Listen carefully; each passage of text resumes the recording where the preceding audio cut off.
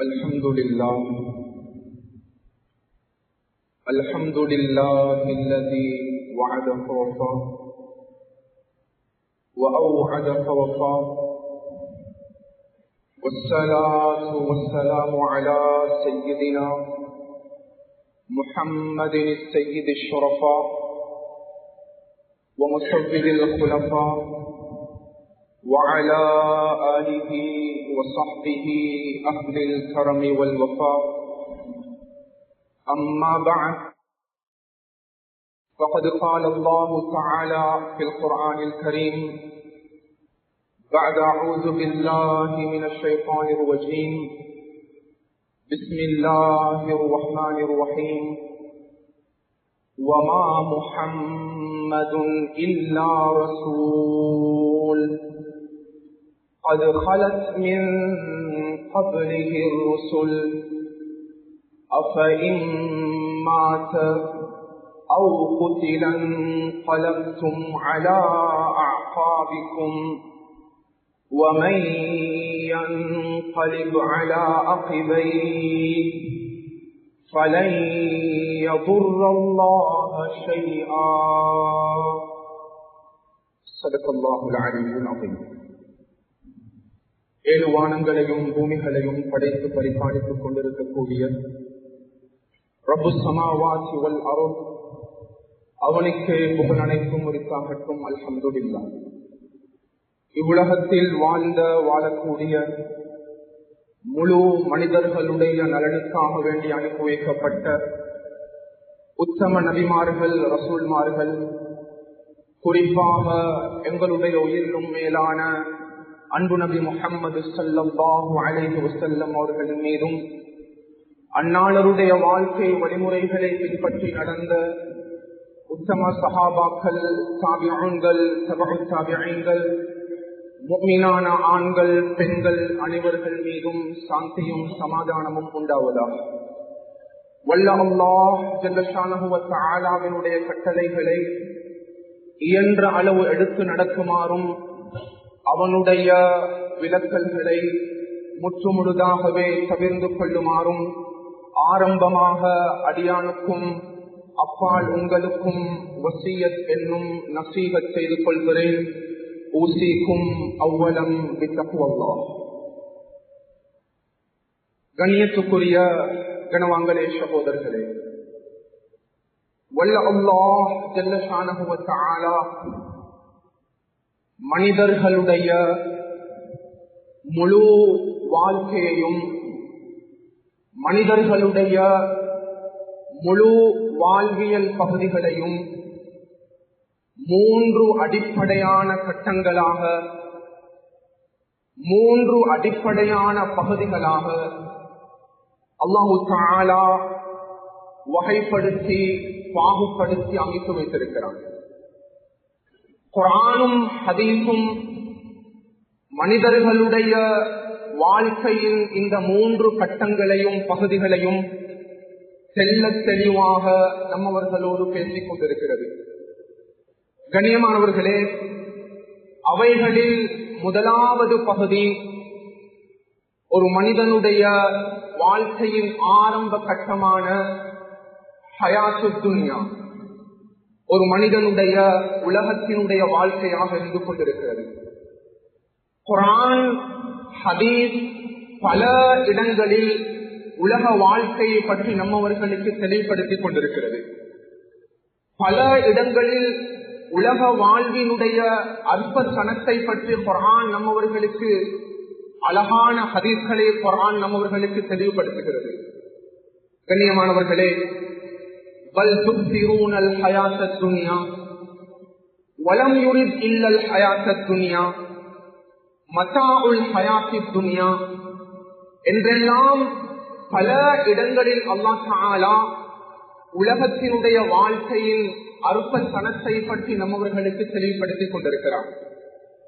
கண்ணியமானவர்களே, இரண்டாவது பகுதி ஹயாத்துல் ஆஹிரா, ஒரு மனிதனுடைய மறு உலகத்தினுடைய ஆகிரத்தினுடைய வாழ்க்கைக்கு ஹயாத்துல் ஆஹிரா என்பதாக அழைக்கப்படுகிறது.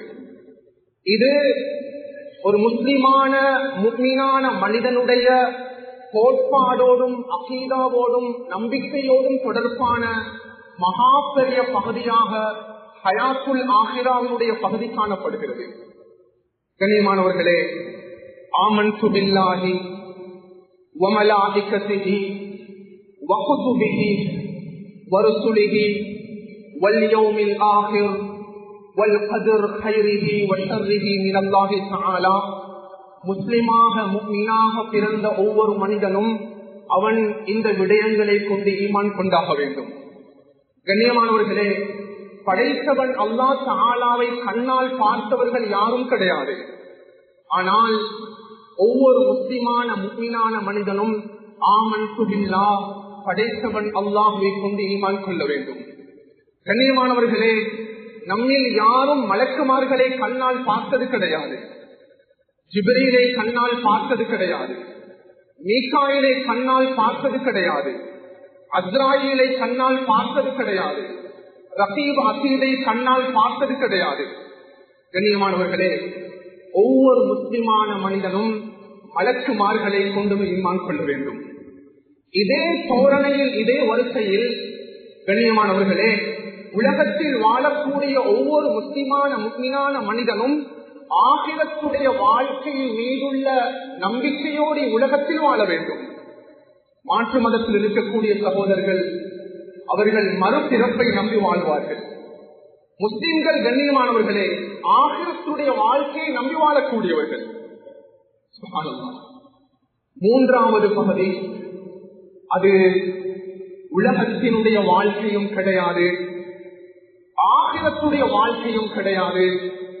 கண்ணியமானவர்களே, இந்த இரண்டு வாழ்க்கை பகுதிகளுக்கு மத்தியிலும் காணப்படக்கூடிய ஹயாத்துல் பர்ஸக் எனும் படக்கூடிய வாழ்க்கைக்கு தான் கண்ணியமானவர்களே மூன்றாவது வாழ்க்கையாக குர்ஆன் நம்மவர்களுக்கு முன்வைத்திருக்கிறது. வமின் வராஇஹிம் பர்ஸகுன் இலா யௌமி யுப்அஸூன். கண்ணியமானவர்களே, உலகத்தினுடைய வாழ்க்கையும் கிடையாது, ஆகிரத்துடைய வாழ்க்கையும் கிடையாது. இரண்டு வாழ்க்கைக்கு மத்தியில் காணப்படக்கூடிய வாழ்க்கைக்கு ஹயாத்துல் பர்ஸக் என்பதாக குர்ஆன் தெளிவாக நம்மவர்களுக்கு தெளிவுபடுத்தியிருக்கிறது. ஒரு மனிதன் கபரில் அடக்கப்பட்டாலும் சரி, அடக்கப்படாவிட்டாலும் சரி, பர்ஸக்குடைய வாழ்க்கையை அவன் அனுபவிக்க வேண்டும். ஒரு மனிதனுடைய உடல் கிரிமினேட் பண்ணப்பட்டு சாம்பலாகிவிட்டது, அவனுக்கும் பர்ஸக்குடைய வாழ்க்கை இருக்கிறது. ஒரு மனிதன் கடலில் மூழ்கிவிட்டான், அவனுடைய உடலில் எந்த அங்கமும் கிடைக்கவில்லை, அவனுக்கும் பர்ஸக்குடைய வாழ்க்கை இருக்கிறது. ஒரு மிருகம் ஒரு மனிதனை குதறி சாப்பிட்டு விட்டது, உடம்பினுடைய எந்த பாகமும் கிடைக்கவில்லை. கண்ணியமானவர்களே, அந்த மனிதனுக்கும் ஹயாத்துல் பர்ஸக் இருக்கிறது. அது கபரில் தான் அடக்கப்பட வேண்டும் என்ற எந்த தேவையும் கிடையாது. எனவே குர்ஆனும் ஹதீஸும் கண்ணியமானவர்களே அன்பு நபியுடைய உம்மத்தாளர்களுக்கு மனிதர்களுடைய வாழ்க்கையை தெல்ல தெளிவாக மூன்று பகுதிகளாக, மூன்று கட்டங்களாக வகைப்படுத்தி பாகுபடுத்தி தெளிவுபடுத்தியிருக்கிறது. கண்ணியமானவர்களே, இந்த மூன்று விதமான வாழ்க்கை கால பகுதியிலையும் சுப்ஹானல்லாஹ் நாம் நம்முடைய உலகத்தினுடைய வாழ்க்கை காலத்தை ஆகிரத்துடைய வாழ்க்கையோடு ஒப்பிட்டு பார்க்கக்கூடிய சந்தர்ப்பத்தில் கண்ணியமானவர்களே அல்லாஹ் தஆலா உலகத்தினுடைய வாழ்க்கையை அன்பு நபியுடைய உம்மத்தாகிய நம்மவர்களுக்கு குறுகிய கால சுருக்கமான வாழ்க்கை பகுதியாக கொடுத்திருக்கிறார். ஆகிரத்துடைய வாழ்க்கை என்பது முடிவே இல்லாத எல்லதான லைஃப். அன்புக்குரியவர்களே, அதே தருணத்தில் ஒரு முஸ்லிமான மனிதன் தன்னுடைய உலகத்தினுடைய வாழ்க்கையை அவன் பர்ஸக்குடைய வாழ்க்கையோடு ஒப்பிட்டு பார்க்கக்கூடிய சந்தர்ப்பத்தில், அவருடைய வாழ்க்கையோடு ஒப்பிட்டு பார்க்கக்கூடிய சந்தர்ப்பத்தில் கண்ணியமானவர்களே அந்த தருணத்திலும் உலகத்தினுடைய வாழ்க்கையை அல்லாஹ் தஆலா ஆக சுருக்கமான குறுகிய கால ஷார்ட் வார்த்தையாக கொடுத்திருக்கிறார். நபிமார்கள் அன்பு நபியவர்களும் சஹாபாக்களும் 1400 வருடங்களாக பர்ஸக்குடைய வாழ்க்கையை அனுபவித்துக் கொண்டிருக்கிறார்கள். நபிமார்கள் ரசூல்மார்கள் நபி ஆதமாக இருக்கலாம், நபி நூஹாக இருக்கலாம், நபி மூசாவாக இருக்கலாம், நபி ஈசாவாக இருக்கலாம். அன்புக்குரியவர்களே, ஆயிரம் வருடங்களாக அந்த நபிமார்கள் அவருடைய உம்மத்தாளர்கள் அவர்கள் வருகக்கூடிய வாழ்க்கையை அவருடைய வாழ்க்கையை அனுபவித்துக் கொண்டிருக்கிறார்கள். கண்ணியமானவர்களே, எனவே அல்லாஹு தஆலா நம்மவர்களுக்கு சுருக்கமான வாழ்க்கை காலத்தை கொடுத்திருக்கிறார். பல மிம்பர் மேடைகளில் கொத்துபாக்களில் நாம் கைவெடுத்திருக்கிறோம். பல ஜனாசா பயான்களில் அடிக்கடி நாம் கேட்டிருக்கிறோம். அன்புக்குரியவர்களே, அன்பு நபியவர்கள் தன்னுடைய உம்மத்தாளர்களுக்கு தெல்ல தெளிவாக என்னுடைய உம்மத்தினுடைய ஆயுள் காலம் எவ்வளவு என்பதாக ரசூலுல்லாஹ் அவர்கள் தன்னுடைய உம்மத்துக்கு தெளிவுபடுத்தியது போன்று இந்த உலகத்தில் வாழ்ந்த எந்த நபிமார்களும் ரசூல்மார்களும் அவருடைய உம்மத்தாளர்களுக்கு தெளிவுபடுத்தவில்லை. அடிக்கடி நாம் கேள்விப்பட்டிருக்கிறோம். நசாயில் பதிக்கப்படக்கூடிய ரிவாயத், என்னுடைய உம்மத்தாளர்களுடைய ஆயுட்காலம், என்னுடைய உம்மத்தாளர்கள் இந்த உலகத்தில் எவ்வளவு காலம் வாழப் போகிறார்கள்.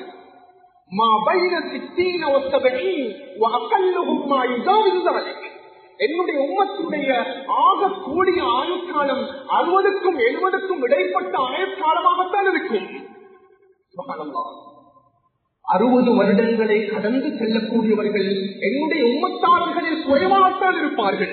70 வயதை கடந்து செல்லக்கூடியவர்கள் என்னுடைய உம்மத்தாளர்களில் குறைவாகத்தான் இருப்பார்கள். ரசூலுல்லாஹ்வுடைய வாயிலிருந்து வரக்கூடிய ஒவ்வொரு வார்த்தையும் அது வஹ்யாகத்தான் இருக்கும். வமா யன்திகு அனில் ஹவா இன் ஹுவ இல்லா வஹ்யுஹா. அல்லாஹ் தஆலா அன்பு நபியுடைய வாயிலிருந்து இந்த ஹதீஸை எவ்வளவு அழகாக அல்லாஹ் வெளியாக்கி ரசூலுல்லாஹ்வுடைய உம்மத்துக்கு காட்டினானோ அதே போல் கண்ணியமானவர்களே, அன்பு நபியுடைய வாழ்க்கையை அல்லாஹ் தஆலா முன்மாதிரியாக ஆக்கினான். சுப்ஹானல்லாஹ். ரசூலுல்லாஹ்வுடைய மௌத் அல்லாஹ் தஆலா 63 வயதில் அல்லாஹ் ஏற்படுத்துகிறார். கண்ணியமானவர்களே, ஆச்சரியம் என்ன தெரியுமா? நான் சஹீஹ் புகாரில பதிவு செய்யப்படக்கூடிய ரிவாயத், இந்த ஹதீஸை படிக்கும் பொழுது அது ஒரு வித்தியாசமான உணர்வை கொடுத்தது. கண்ணியமானவர்களே, அல்லாஹ் தஆலா அன்பு நபியினுடைய ரூஹை 63 வயதில் கைப்பற்றினான். அல்லாஹ் அக்பர். அதே 63 வயதில் தான் அன்பு நபியுடைய தோழரான அபூபக்கர் ரலியல்லாஹுடைய ரூஹையும் கைப்பற்றினான். அதே 63 வயதில தான் அன்பு நபியுடைய இன்னொரு தோழரான உமர் இப்னு கத்தாபுடைய ரூஹையும் அல்லாஹ் கைப்பற்றினான். அதே வயதில தான் 63 வயதில தான் அலி ரலியல்லாஹுடைய ரூஹையும் அல்லாஹ் கைப்பற்றினான். கண்ணியமானவர்களே, மிம்பர் மேடையில் இருந்து கொண்டு முஆவியா இப்னு அபீ சுஃபியான் அவர்கள் குத்பா செய்து கொண்டிருக்கிறார்கள். கையில் அசாக்கோல் இருக்கிறது.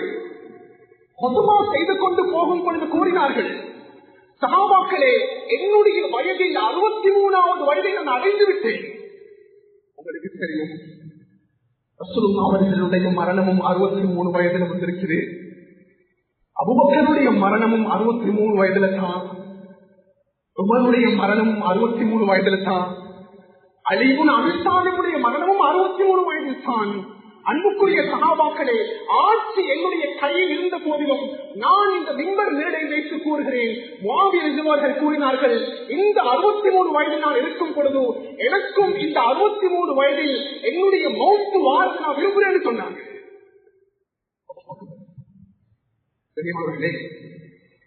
அன்பு நபியுடைய மரணத்தையும் சஹாபாக்கள் விரும்பினார்கள். அன்பு நபியுடைய மௌத்தை போன்று என்னுடைய மரணமும் ஆக வேண்டும் என்பதாக சஹாபாக்கள் விரும்பினார்கள். அது ஒரு ஜனாசாக்கு போயிருந்தது. அந்த ஜனாசா வீட்டுல முன்னாள் ஜனாசா வைக்கப்பட்டிருக்கிறது. கண்ணியமானவர்களே, நிறைய மக்கள் மஸ்ஜிதோடு தொடர்பானவங்க வந்திருந்தாங்க. அங்க இருக்கக்கூடியவங்க வீட்டுல உள்ளவங்க சொன்னாங்க, அதுல என்னுடைய வாப்பா முன்னால ஜனாசாவாக இருக்கிறாரு. உண்மையிலே நாங்கள் தெரிஞ்ச வயதிலிருந்து என்னோட வாப்பா கேட்கக்கூடிய துவா என்ன தெரியுமா? எனக்கு ஒரு ஆச்சரியம் என்ன தெரியுமா? எப்பொழுதும் தொழுகைக்கு பின்னால் என்னுடைய தந்தை துவா செய்வார், இறைவா நான் ஆரோக்கியமாக இருக்கிறேன், உடனே எனக்கு நோய் கிடையாது, உனக்காக வேண்டி இவ்வாறு வணக்க வழிபாடுகள் ஈடுபடுகிறேன். ஆனால் அன்பு நபி அவர்களுக்கு நீ 63 வயதில் மரணத்தை கொடுத்தது போன்று என்னுடைய வாழ்க்கையினுடைய இறுதி கட்டம் 63 வயதாக இருக்க வேண்டும் என்பது என்னுடைய தந்தையுடைய துவாவாக இருந்தது. அதில் ஒன்றாக கூறுகிறேன், இன்றைய தினம் என்னுடைய தந்தை மரணித்திருக்கிறார். இன்று என்னுடைய தந்தையுடைய வயது 63 வயது. சுப்ஹானல்லாஹ். அது சஹாபாக்கள் மட்டுமில்லை, ஈமானுடைய கல்வுள்ளவர்கள் மரணத்தை நேசித்திருக்கிறார்கள், மௌத்தை விரும்பியிருக்கிறார்கள். நான் பல மிம்பர் மேடைகளில் பேசியிருக்கிறேன் கண்ணியமானவர்களே, பல ஜனாசாவுடைய பயான்களையும் ஞாபகப்படுத்திருக்கிறேன். ஸல்லல்லாஹு அலைஹி வஸல்லம் அவங்க இரவு நடுவிசை இருக்கும்.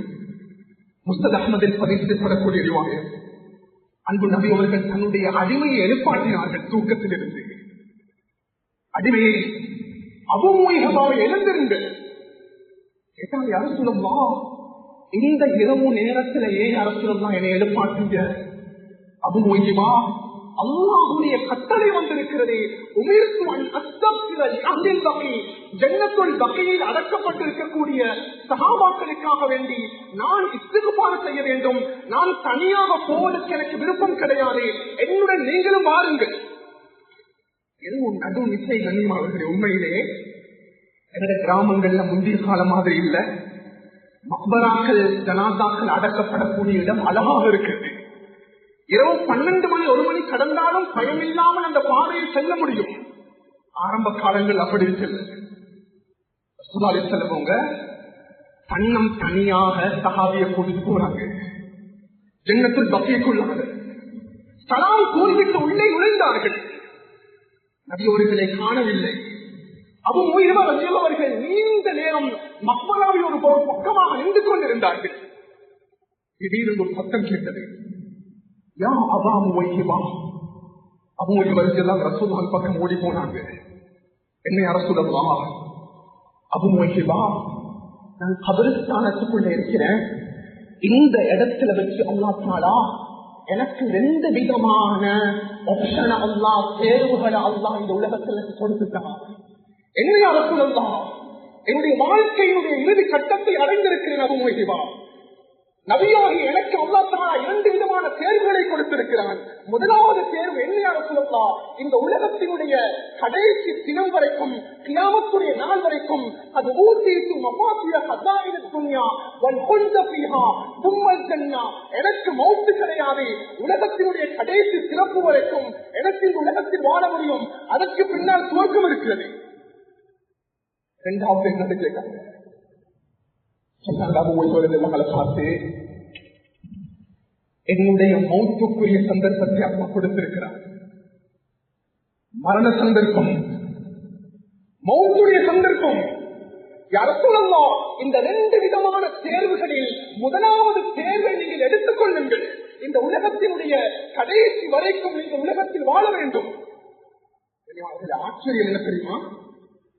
எந்த நபியாக இருந்தாலும் அவருடைய மௌத்துடைய சந்தர்ப்பம் வரும் பொழுது, பிக்சட் டைம் வரும் பொழுது, உம்மத்தின் அஜல் அல்லாஹ் அந்த நபிக்கிட்ட கேட்பான், உங்களோட அஜல் நெருங்கிட்டு நீங்க மௌத்தாக போறீங்களா இல்லையா, அல்லது உங்களுடைய மரணத்தினால் பிற்படுத்தவா? கண்ணியமானவர்களே, இப்ராஹிம் அலைஹிஸ்ஸலாம் அவர்கள் கூறினார்கள், இறைவா என்னுடைய மௌத்துடைய அஜல் நெருங்கிவிட்டது, எனக்கு கொஞ்சம் அவகாசம் தான். அல்லாஹ் அவகாசம் கொடுத்தான். இப்ராஹிம் ஸல்லல்லாஹு அலைஹி வஸல்லம் அவங்க சொன்னாங்க, எனக்கு அவகாசம் வானா என்று ரூஹன் எடுத்துறியாங்களா?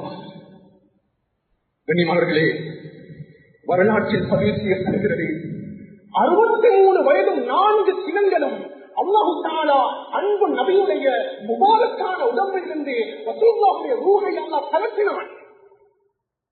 ஜனாஸா முன்னால் வைக்கப்பட்டிருக்கிறது. சுப்ஹானல்லாஹ். மதீனத்து மண்ணிலத்தில் சஹாபாக்களுடைய நிலைமைகள் மாறிவிட்டன. உமர் இப்னு கத்தாப் அவர்கள் கூறினார்கள், நபியவர்களுக்கு மரணம் கிடையாது, யாராவது அன்பு நபியவர்கள் மரணித்து விட்டார்கள் என்பதாக கூறினால் என்னுடைய இடத்தில் கொள்கைக்கக்கூடிய இந்த வாழை எடுத்தவுடைய கழுத்தை வெட்டு விடுவேன் சொன்னார்கள். மூத்தாக்கள் அவர்களே, அவங்க தன்னுடைய வாகனத்திலிருந்து இறங்கி வந்து ரசூலுல்லாஹுடைய முபாரக்கான உடம்பில் இருந்த அந்த பிடவையை அகற்றிவிட்டு ரசூலுல்லாஹுடைய நெற்றியை முத்தமிட்டார்கள். முத்தமிட்ட அடுத்த கணம் கூறினார்கள், யா ரசூலல்லாஹ், இந்த உலகத்தில் அல்லாஹ் தஆலா ஒரு மனிதனுக்கு 2 விதமான மௌத்தை வைத்தது கிடையாது. உங்களுக்காக வேண்டி எழுதப்பட்ட மரணத்தை, மௌத்தை நீங்கள் உலகத்தில் சந்தித்து விட்டீர்கள். வெளியே வந்து சொன்னாங்க, உமரத்தில் அவரை பார்க்க, உமர் நீங்க உட்காருங்க, உங்களை கண்ட்ரோல் பண்ண நேரம் இருக்குது, எனக்கு முடியாத அளவுக்கு என்னை நீங்கள் கண்ட்ரோல் பண்ணுவதற்கு வர வேண்டாம். அபூபக்கர் ரலியல்லாஹு அன்ஹு உமர் ரலியல்லாஹு அன்ஹு தர்க்கம் புரிந்தார்கள். பக்கமாக உமர் ரலியல்லாஹு அன்ஹு வெச்சதுக்கு பின்னால அபூபக்கர் ரலியல்லாஹு அன்ஹு முழு சஹாபாக்களையும் கூப்பிட்டு சொன்னாங்க, சஹாபாக்களே, குர்ஆன்ல ஒரு வசனம் இருக்கிறது உங்களுக்கு தெரியுமா? وما محمد إلا رسول قد خلت من قبله الرسل أفإن مات أو قتل انقلبتم على أعقابكم. இந்த உலகத்தில் எத்தனையோ நபிமார்கள் ரசூல்மார்கள் வந்து கொண்டிருக்கிறார்கள், ஒருத்தர் உலகத்தில் கிடையாது. அதே போல்தான் அன்பு நபியவர்கள் வந்திருக்கிறார்கள், போய்விட்டார்கள். கண்ணியமானவர்களே, உமர் ரலியல்லாஹு அன்ஹு தன்னுடைய 2 கால்களும் மடிந்து கீழே விழுந்தார்கள். 2 கால்களும் மடிந்து கீழே விழுந்தார்கள். அன்பு நபியுடைய மௌத்து நிச்சயமாகிவிட்டது. கண்ணியமானவர்களே, உலமாக்கள்கிட்ட கேளுங்க, நாங்க உண்மையிலேயே 60 வருட வாழ்க்கை, 70 வருட வாழ்க்கை, 60 வருட வாழ்க்கை, 70 வருட வாழ்க்கை என்பதாக எத்தனையோ பயான்களின் நசீஹத்துகளும் கேட்டிருக்கிறோம். எங்களுக்கு தெரியுமா, அல்லாஹ் தஆலா நபி ஆதமுக்கு மாத்திரம் ஆதமுடைய பிச்சனங்கள், ஆதமுடைய ஆரம்ப வாழ்க்கை 1000 வருஷ வாழ்க்கையாக அல்லாஹ் கொடுத்தான். நபி ஆதமுடைய வரலாறு என்ன தெரியுமா? 1000 வருடம் வாழ்க்கை. கண்ணியமானவர்களே, நபி நூஹுடைய ஆயுள் காலம் தெரியுமா? குர்ஆன் பேசுகிறது, பலபிஸ ஃபீஹிம் அல்ஃப் ஸனத்தின் இல்லா 50 ஆமா. 1000 வருஷத்துல 50 வருடத்தை கழிங்க, 950 வருடங்கள் உலகத்தில் தாவத் செய்திருக்கிறார்கள். வரலாற்று ஆசிரியர்கள் தெளிவுபடுத்துவாங்க, பாருங்க, நபி நூஹுடைய தாவத்துடைய காலம் மட்டும்தான் 950 வருஷம். நபி நூஹுடைய ஆயுள் காலம் உங்களுக்கு தெரியுமா? 1800க்கும் மேற்பட்ட வருடங்கள் வாழ்ந்திருக்கிறார்கள். நபி இத்ரீஸ் அலைஹிஸ்ஸலாம் 850 வருடங்களுக்கு மேல் வாழ்ந்திருக்கிறார்கள். நபி மூசா அலைஹிஸ்ஸலாம் 450 வருடங்களுக்கு மேல் வாழ்ந்திருக்கிறார்கள். நபி இப்ராஹிம் அலைஹிஸ்ஸலாம் 200 வருடங்களுக்கு மேல் வாழ்ந்திருக்கிறார்கள். நபி இஸ்மாயில் அலைஹிஸ்ஸலாம் 130 வருடங்களுக்கு மேல் வாழ்ந்திருக்கிறார்கள். நபி யூசுப் அலைஹிஸ்ஸலாம் 140 வருடங்களுக்கு மேல் வாழ்ந்திருக்கிறார்கள். ரசூலுல்லாஹுடைய உம்மத்துடைய ஆயுட்காலம் எவ்வளவு? வெறுமனே 60க்கும் 70க்கும் இடைப்பட்ட ஆயுட்காலம் தான். ஒரு அழகான உதாரணம் சொல்லுவாங்க. நபி நூஹ் அலைஹிஸ்ஸலாம் அவர்கள் பாதையில் நடந்து கொண்டு போனாங்க. ஒரு அழுகை சத்தம் கேட்கிறது. சலாம் சொன்னாங்க. ஒரு தாய் அழுது கொண்டிருக்கிறார். கேட்டாங்க, தாயே, நீங்க ஏன் அழுவுறீங்க? அந்த தாய் நபி நூஹ் அலைஹிஸ்ஸலாம் அவங்களுக்கு பதில் சொன்னாங்க, நபியே, என்னுடைய மகன் வஃபாத்தாகிவிட்டான். உன்னுடைய மகனுடைய வயது என்ன? நபி நூஹை பார்த்த தாய் பதில் கூறினாள், என்னுடைய மகனுடைய வயது 300 வயது. என்னுடைய சிறிய மகனுக்கு அவனுக்கு மரணம் ஏற்பட்டு விட்டது. நூஹ் அலைஹிஸ்ஸலாம் அவங்க தந்த தாயை கன்சல்ட் பண்ணினாங்க, ஆறுதல் படுத்த ஆரம்பித்தார்கள். தாயே, உங்களுக்கு தெரியுமா, பின்னால் ஒரு உம்மத்து வரப்போகுது. அந்த உம்மத்து வந்து உம்மத்தை முஹம்மது, அந்த உம்மத்தாருடைய ஆயுட்காலம் உங்களுக்கு தெரியுமா? அந்த காலப்பகுதியில் நீங்கள் வாழ்ந்தால் என்ன செய்வீர்கள்? 60 வருஷம் கூட கிடக்காது. அந்த பெண் பதில் கூறினா, நபி நூஹே, அந்த காலப்பகுதியில் நான் உம்மத்தில் அனுப்பப்பட்டிருந்தா அந்த 60 வருஷத்தையும் நான் ஒரு சுஜூதில் கழித்து விடுவேன். 60 வருடத்தையும் ஒரு சுஜூதில் கழித்து விடுவேன். கண்ணியமானவர்களே, அவ்வளவு நீண்ட கால ஆயுள் கொடுக்கப்பட்டவர்கள், முன்னாள் காலத்தில் வாழ்ந்த சமுதாயத்தவர்கள். கண்ணியமானவர்களே, ஒரு விடயத்தில் நாங்கள் புரியணும். சுப்ஹானல்லாஹ், அது சஹாபாக்களாக இருக்கலாம், சஹாபா பெண்மணிமார்களாக இருக்கலாம், சலப்பு சாலிகளாக இருக்கலாம். எப்பொழுதும் அவர்கள் ஆகிரத்துக்காக வேண்டி தன்னை தயார்படுத்தியிருக்கிறார்கள், மரணத்துக்காக வேண்டி தன்னை தயார்படுத்தியிருக்கிறார்கள், கபூரிய வாழ்க்கைக்காக வேண்டி தன்னை தயார்படுத்தியிருக்கிறார்கள். பெண்களோடு நாங்கள் பகிர்ந்து கொள்ளணும். ரசூலுல்லாஹ் சக்கராத்தில் இருக்கிறாங்க. கனிமார்களே, பாத்திமா ரலியல்லாஹு அவர்களை கூப்பிட்டாங்க. பாத்திமா ரலியல்லாஹு அவர்கள் அழ ஆரம்பித்து விட்டார்கள். மறுபடியும் கூப்பிட்டாங்க. பாத்திமா சிரித்தார்கள். இந்த காட்சியை தூரத்தில் இருந்து கொண்டு ஆயிஷா ரலியல்லாஹு அவர்கள் அவதானித்துக் கொண்டிருந்தார்கள். கேட்டாங்க, பாத்திமா ஏன் நீங்க முதலாவது அழுதீங்க, இரண்டாவது ஏன் நீங்க சிரிச்சீங்க? ஆயிஷா, என்னுடைய தந்தை என்னை அழைத்து கூறினார், பாத்திமா என்னுடைய மரணத்தினுடைய சந்தர்ப்பம் வந்துவிட்டது. ரகசியமாக சொன்னாங்க. இதை நினைச்சு நான் அழ ஆரம்பிச்சேன். சரி, நீங்க ஏன் சிரிச்சீங்கன்றத சொல்லுங்க. கண்ணியமானவர்களே, பாத்திமா ரலியல்லாஹு அன்ஹா சொன்னாங்க, என்னுடைய தந்தை நபியவர்கள் மறுபடியும் அழைத்து கூறினார்கள், பாத்திமா நான் மரணித்ததற்கு பின்னால், நான் வஃபாத்தாகினதற்கு பின்னால் என்னுடைய குடும்பத்தில், என்னுடைய உறவுகளில் முதலாவதாக என்னை வந்து சந்திக்கக்கூடிய, மரணத்தை சந்திக்கக்கூடிய, மௌத்தை சந்திக்கக்கூடிய முதலாவது பெண் நீயாகத்தான் இருப்பாய். அவ்வளவு வாகலில் எவ்வளவு பாத்திவர்கள் சொன்னாங்க, என்னுடைய மௌத்தை நினைச்சு நான் சந்தோஷம் அடைஞ்சேன், என்னுடைய மரணத்தை நினைத்து சந்தோஷம் அடைந்தேன்.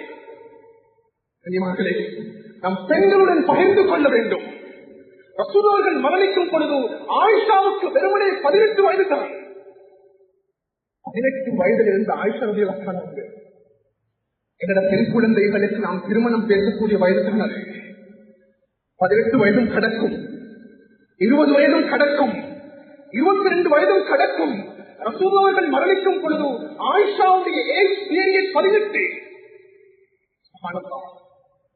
யாரு நபியோங்களை முடிக்கிறாங்களோ அந்த பெண்ணை மறுபடி இன்னொருத்தருக்கு முடிக்கிறதை இஸ்லாம் ஹராமாக்கியிருக்கிறது. ரசூலுல்லாஹ் அவர்கள் அடக்கப்பட்டதுக்கு பின்னால ஆயிஷாவுடைய வீடு மதீனத்துல் முனவ்வரா ரௌதா ஷரீஃப், ரசூலுல்லாஹுடைய ஜனாஸா முன்னாடி இருக்குது. அந்த 18 வயதுல சொன்னாங்க ஆயிஷா ரலியல்லாஹு அன்ஹா அவங்க, கண்ணியமானவர்களே, இதோ ரசூலுல்லாஹுடைய உடல் அடக்கப்பட்டிருக்கிறது. சுப்ஹானல்லாஹ், அதற்கு அடுத்ததாக இருக்கக்கூடிய இந்த இடம், ரசூலுல்லாஹுடைய ரௌதா ஷரீஃபோடு ஒட்டிருக்கக்கூடிய இந்த இடம், புரிந்து கொள்ளுங்கள் சஹாபாக்களே, அது என்னுடைய ஜனாஸா அடக்கப்பட வேண்டும், என்னுடைய கபராக இருக்க வேண்டும். கண்ணியமானவர்களே, 18 வயது இருக்கக்கூடிய ஆயிஷா அந்த வயதை தன்னுடைய கபருடைய இடத்தை ஒதுக்கி வைக்கிறார்கள். எவ்வளவு உயமாக இருக்க வேண்டும். உண்மையிலேயே ஒரு ஜனாஸா ஏற்பட்டிருந்தா நாங்க குளிப்பாட்டி மஸ்ஜிதை கொண்டு வந்து தொழுவிச்சு எங்களோட உடம்புல வச்சுக்கொண்டு கபரிஸ்தானத்தை கொண்டு போய் கண்ணியமானவர்களே ஜனாஸாவை அடக்குவோம். நாங்க உண்மையிலே எங்களோட கல்வியில நாங்க மனசுல கை வச்சு பார்ப்போம். இது நிம்மதியில இருந்து நான் பேசுறேன். கண்ணியமானவர்களே, 15 நிமிடம் கடக்கும் பொழுது அந்த மக்பராவுக்குள்ளான் 15 நிமிடங்கள் கடக்கும் பொழுது எங்களுக்கு நின்று கொண்டிருக்கிறது கேளா. அரமணித்தியாளர்கள் கடக்கும் பொழுது அந்த கபரிஸ்தானத்துக்குள்ளால் ஜனாசாவுக்கு முன்னால் நிற்க முடியாது. எங்களுக்கு வந்திருக்கிற ஆலிசா கொஞ்சம் ஒரு நசீகத் பயான் செஞ்சுட்டாருண்டா, அது ஒரு 20 நிமிஷம் ஆகிட்டுண்டா, அது ஒரு அரமணித்தியாளர்கள் கடந்து விட்டான். என்ன ஹஜ்ரத் பயானை கூட்டிட்டாரு. எங்களுக்கு இதுக்குள்ள இருக்கிறது கேளா, எங்களுக்கு இந்த இடத்துல இருக்கிறது கேளா. எங்களுடைய தாய் தகப்பன் மரணித்தாலும் கூடினால் 2 மாதங்கள் கபரிஸ்தானத்துக்கு போவோம். 3வது மாதம் தந்தையுடைய தாயுடைய மக்களாவுடைய இடமும் நிறைய இருக்காது, மறந்துடுவோம் நாங்கள். அல்லாஹ் அக்பர். பல வருடங்கள் கபர்ல போய் வாழ போறோம். நாங்கள் பல வருடங்கள் வாழ போகிறோம். அது 60 வருஷம் இல்ல, 70 வருடங்கள் அல்ல, 100 வருடங்கள் அல்ல, 1400 வருடங்கள் சஹாபாக்கள் நபியவர்கள் வாழ்ந்து கொண்டிருக்கிறார்கள். அழகான உதாரணம் சொல்லுங்கள். நான் ஒரு வீட்டில் இருக்கிறேன், ஆனா சொந்த வீடு இல்லை, அது கூலி வீடு. எனக்கு எப்பொழுதும் ஒரு ஆசை இருக்குது, அது சொந்தமாக ஒரு வீடு கட்டணும். நான் இருக்கிற வீட்டுக்கு லட்சக்கணக்கான கூலி கொடுக்கிறேன். வீட்டு சொந்தக்காரர் கூறியிருக்கிறார், நீங்க எவ்வளவு காலம் இருந்து கொள்ளுங்கள். ஆனா எந்த உள்ளத்துல வீட்டுல மனைவி குழந்தைகள் பாப்பா ஒரு சொந்த வீடு கட்டினா நல்லா இருக்கிறேன். கண்ணியமானவர்களே, நாம் புரிந்து கொள்ள வேண்டும், இந்த உலகத்தினுடைய வாழ்க்கை இது கூலி வீட்டை போன்று. உலகத்தினுடைய வாழ்க்கை கூலி வீட்டை போன்று. ஆகிரத்துடைய வாழ்க்கை, கபருடைய வாழ்க்கை நிரந்தரமான வீட்டை போன்று. எந்த சந்தர்ப்பத்தில் வீட்டில் இருந்து அந்த வீட்டினுடைய சொந்தக்காரர் என்ன எதிர்பார்த்துவார் என்பது தெரியாது. எந்த நேரத்தில் அல்லாஹ் தஆலா என்னுடைய ரூஹை கைப்பற்றுவார் என்று எனக்கு தெரியாது. அது 50 வயதாக இருக்கலாம், 25 வயதாக இருக்கலாம், 30 வயதாக இருக்கலாம். உடலில் ஆரோக்கியம் இருக்கிறது என்பதாக பெருமைப்பட முடியாது. பணம் இருக்கிறது என்பதாக பெருமை அடிக்க முடியாது. வாகனங்கள் இருக்கிறது என்பதாக பெருமை அடிக்க முடியாது. உம்மத்தின் அஜல், உம்மத்தின் அஜல். என்னுடைய ரூஹுடைய சந்தர்ப்பம் வந்துவிட்டால் நான் அவருடைய வாழ்க்கைக்காக வேண்டி தயாராக வேண்டும். நிறைய பேர் நினைக்கிறது என்ன தெரியும், கபருக்குள்ள போனா உடம்பும் மண்ணோடு மண் ஊக்கி பெய்யும், அதுக்கு பின்னால் எங்களுக்கு ஒன்றும் பிரச்சனை இல்லை. இன்னும் சிலவங்க நினைக்கிறது சுவர்க்க நரகத்துக்கு நீண்ட நாட்கள் இருக்கிறது. கண்ணியமானவர்களே, அவருடைய வாழ்க்கை என்பது தனித்துவமான வாழ்க்கை. உலகத்தினுடைய வாழ்க்கையை விட பல மடங்கு நீளமானது. அவருடைய வாழ்க்கையினுடைய அந்த நீளத்தை நாம் புரியாமல் இருக்கிறோம். ஒரு நைட் கூட வீட்டில் இருளில் நாம் இருக்க முடியாது. ஒரு மனுஷியாளன் கூட ஒரு டோரை க்ளோஸ் பண்ணிட்டு வீட்டுக்குள் இருக்கிறார். அவருடைய வாழ்க்கை என்பது நீண்ட கால வாழ்க்கையை அவங்க கொடுத்திருக்கிறார். ஒரு ஜனாசா முன்னால வைக்கப்பட்டிருக்கிறது. இமாம் ஷாபி ரஹ்மத்துல்லாஹி இருக்கிறாங்க. ஒருத்தர் சொன்னாரு, ஈமானோட வாழ்ந்துட்டு போன மனிதர் அல்லாஹ் அவருக்கு ரஹ்மத் செய்யட்டும், ஆகிரத்துடைய வாழ்க்கையை ஆரம்பம் செஞ்சுட்டாரு.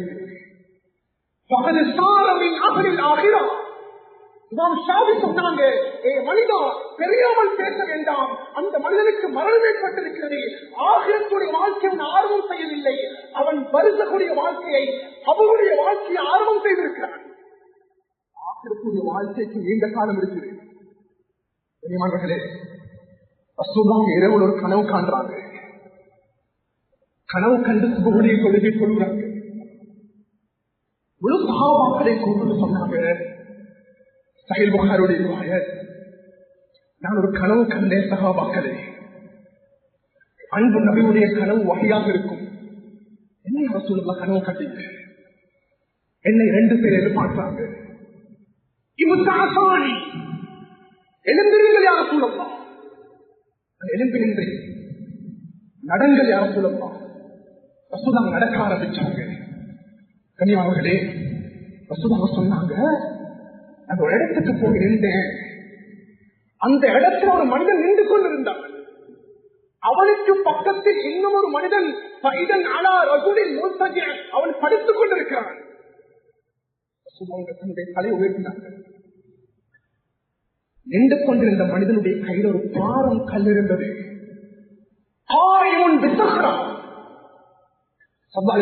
பார்த்துக் கொண்டிருக்கிறார்கள். கண்ணியமானவர்களே, அந்த மனிதன் தன்னுடைய கையில் இருக்கக்கூடிய பாரம் கல்லை தூக்கி படுத்திருக்கக்கூடிய அந்த மனிதனுடைய தலையில் ஓங்கி போடுகிறான். நபியோர்கள் லைவாக சட்டமாக பார்த்தார்கள். அந்த படுத்திருந்த மனிதனுடைய தலை துண்டு துண்டானது.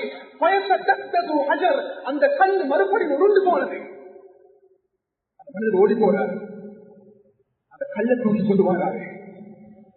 அவருடைய தலை மறுபடியும் மாறிட்டு ஆச்சரியம் அடைந்து கேட்டாங்க, சுப்ஹானல்லாஹ் மா ஹாதானி இவர் யாரப்பா என்ற கல்ல வைத்துக் கொண்டிருக்கிறவரை படுத்திருக்கக்கூடிய இந்த மனிதன் யாரு? ரசூலுல்லாஹை பார்த்து அந்த மனிதர்கள் கூறினார்கள், ஒன்றும் பேச வேண்டாம், நடந்து செல்லுங்கள்.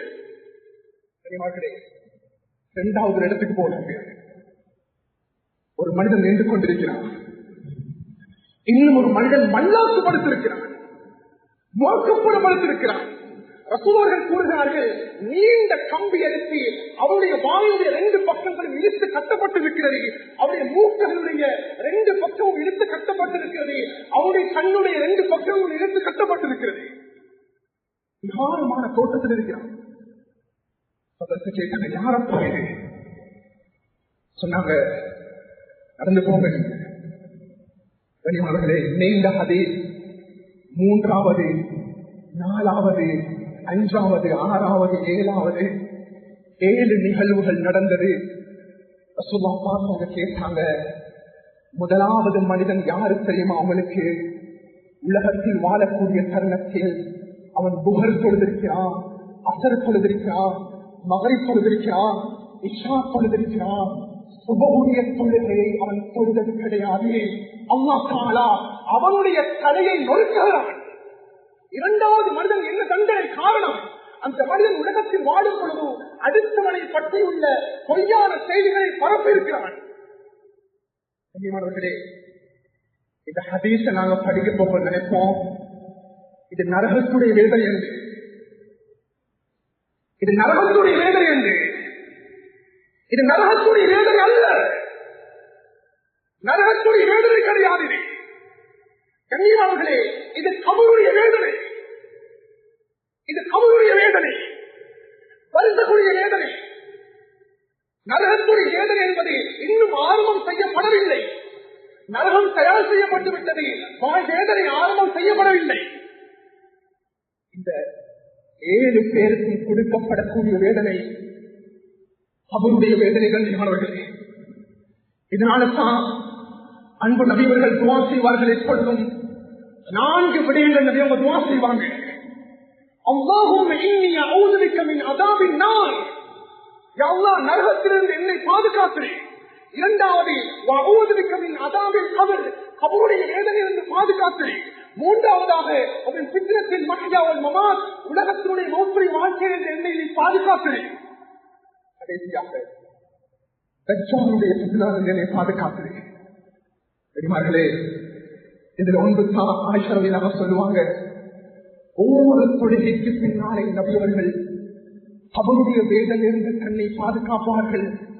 கண்ணியமார்களே, அவருடைய ஜனாசா அடக்குவதற்காக வேண்டி ஜனாசாவை சுமந்து செல்கிறோம். நாம் போய் அந்த இடத்துல பேசுறோம், கிடைக்கிறோம்.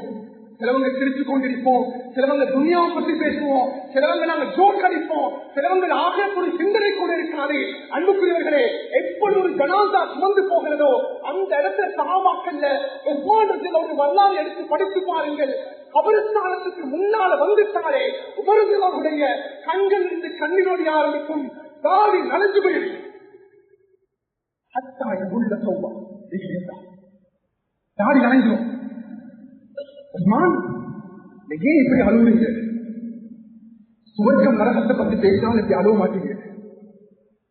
நீங்க ஏன் அவருக்கு வந்தா எப்படி அழுவுறீங்க? நீங்க சுப்ஹானல்லாஹ் சொல்லுவாங்க, சஹாபாக்களே, ஒரு மனிதனுடைய முதலாவது வீடு இது.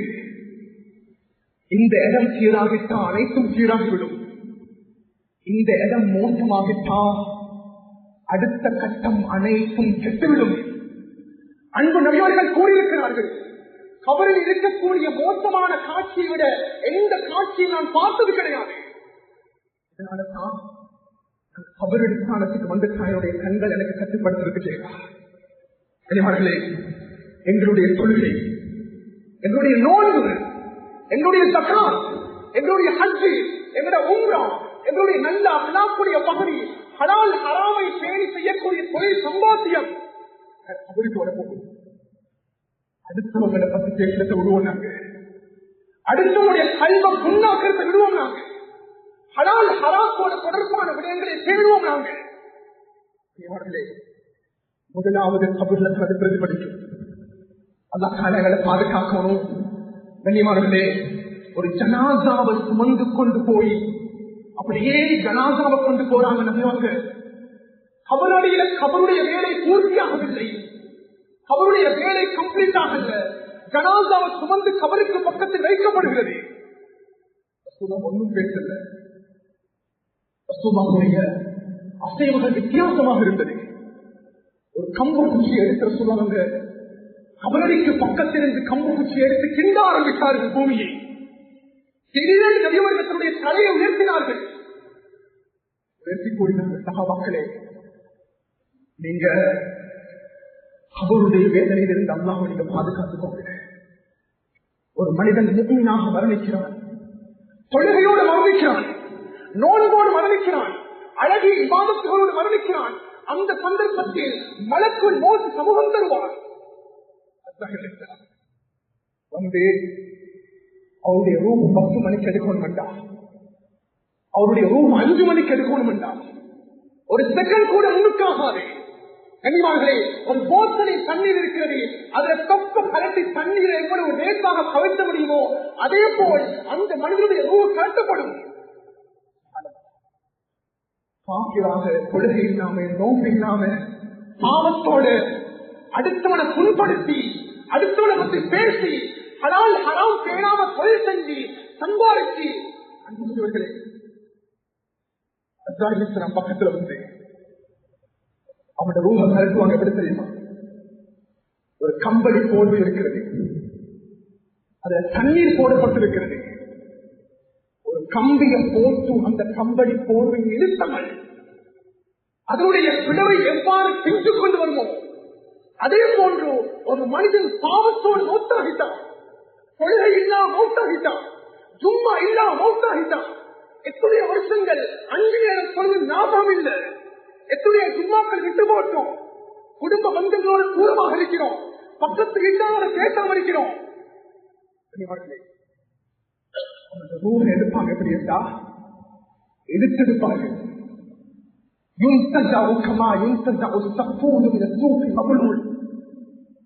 கஷ்டப்படுவோம், வருத்தப்படுவோம். கனிமார்களே, என் வாழ்க்கையில நாங்கள் செய்கிற அமல் இபாதத்துகள் மாத்திரம் தான் என் கபருக்கு வந்து சேரப்போகுது. என் உம்மவும் வரமாட்டாங்க, வாப்பும் வரமாட்டாங்க, என் வாகனம் வராது, என்னுடைய பணம் வராது, என்னுடைய செல்வம் வராது. நாம் செய்த அமல்கள் மாத்திரம் தான் அவருக்குள்ளா வந்து அடைய போகிறது. கப்பன் படவையால் போர்த்தப்பட்டு விடுவோம், குழு பூச்சிகள் கப்பன் படவைக்குள்ளா நிறைந்துவிடும்.